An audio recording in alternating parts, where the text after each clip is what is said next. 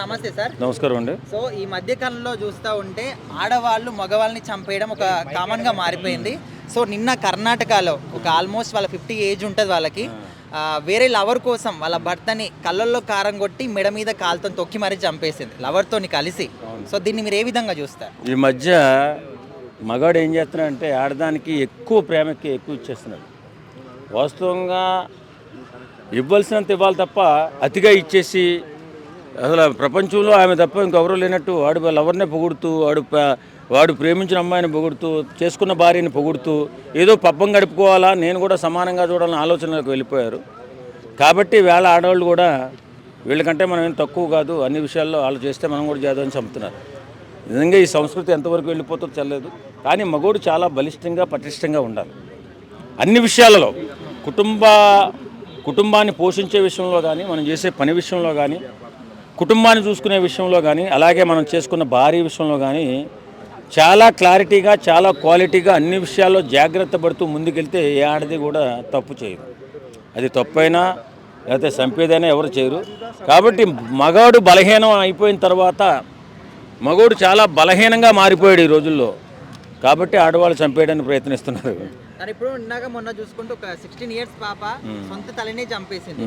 So అంతకుముందు మనం చూసాం అంటే హనీమూన్కి తీసుకెళ్ళి అక్కడే చంపేస్తారు. అంటే ఇట్లా ఎందుకు చేస్తున్నారు? ఇలాంటి వాళ్ళకి ఏం చేస్తే బుద్ధి వస్తుంది అనుకోవచ్చు? ఇది కంప్యూటర్ యుగంగా మారిన తర్వాత ఈ 15 సంవత్సరాల్లో కుటుంబ బాంధవ్యాల మధ్య ఎథిక్స్ బాగా తగ్గిపోయాయండి. నిజంగా బాగా తగ్గిపోయినాయి. ఒక్కొక్క రకమైన వయసు వస్తే ఆడదైనా మగాడైనా ఏంటి ఇప్పుడు ఇంతకుముందు తల్లిదండ్రులు గౌరవించాలన్న ఆలోచన బాగా ఉండేది. స్కూల్లో టీచర్ కానీ మాస్టర్ కానీ మనం స్కూల్లోకి వెళ్ళిన వెంటనే ఫస్ట్ సంస్కారం నేర్పేవారు, చదువు నేర్పేవారు కాదు. సంస్కారంగా మనం ఎలా ఉండాలి, తల్లిదండ్రులను ఎలా గౌరవించాలి, గురువులను ఎలా గౌరవించాలి, పెద్దలను ఎలా గౌరవించాలని చెప్పి చిన్నప్పుడే 1వ తరగతి కాడి నుంచే బాగా నేర్పుతుండేవారు. ఆ తర్వాత ఫ్రీడమ్ లేదు, ఫ్రీడమ్ కావాలి, పిల్లల్ని దండించకూడదు, కొట్టకూడదు టీచర్ అనేవాడు. తండ్రి కూడా కొడితే కేసు వచ్చేస్తుందనే ఆలోచనకు వెళ్ళిపోయిన తర్వాత ఈ మధ్య పిల్లలు ఎలాంటి ఎథిక్స్ లేకుండా అయిపోయారు. వాళ్ళని కన్నారు అంతే, క్యాజువల్గా అందరూ కంటారు.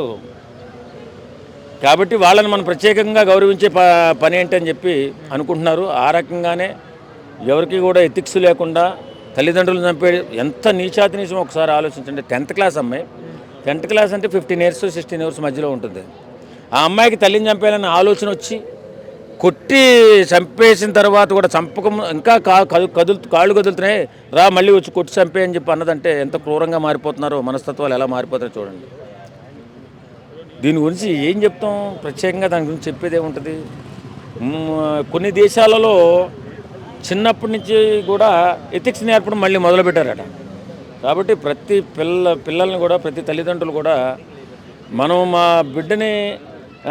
బిడ్డనో లేకపోతే కొడుకునో టీచర్ కొట్టాడంటే పరిగెత్తుకుంటా వెళ్ళి స్కూల్ ధ్వంసం చేసేయడం అలా కాదు. ఖచ్చితంగా క్రమశిక్షణలు పెట్టవలసిన బాధ్యత. కంప్యూటర్ యుగంలో మనం ఉద్యోగాల కోసం ఎక్కడికో వెళ్ళిపోతున్నాం. మనం ఎక్కడికో వెళ్ళిపోయినప్పుడు అది ఉపాధ్యాయుల చేతిలో ఉంటుంది వాళ్ళ భవిష్యత్తు. కాబట్టి ఉపాధ్యాయుడు దండించాడని చెప్పి మనం కేసు పెట్టడం, వాడిని తిరిగి వెళ్ళి కొట్టడం కాదు. ఖచ్చితంగా పిల్లల్ని క్రమశిక్షణలో పెట్టే బాధ్యత ఉపాధ్యాయులు పూర్తిగా తీసుకోవాలి. తీసుకోకపోతే మారుతున్న ఈ కాలంలో ఇప్పుడు తల్లిదండ్రులకు సమయం లేదు, ఇద్దరూ కష్టపడి పనిచేయాలా, ఇద్దరు కూడా కష్టపడి పనిచేస్తేనే బ్రతికే అవకాశం ఉంది. కాబట్టి పిల్లల బాధ్యత పూర్తిగా తల్లిదండ్రులు తీసుకోవాలి. కాబట్టి ఎథిక్స్ నేర్పాలి. కొన్ని దేశాల్లో ఇప్పుడే వస్తున్నాయంట, చదువుకుంటే ముందుగా సంస్కారం నేర్పుతున్నారంట.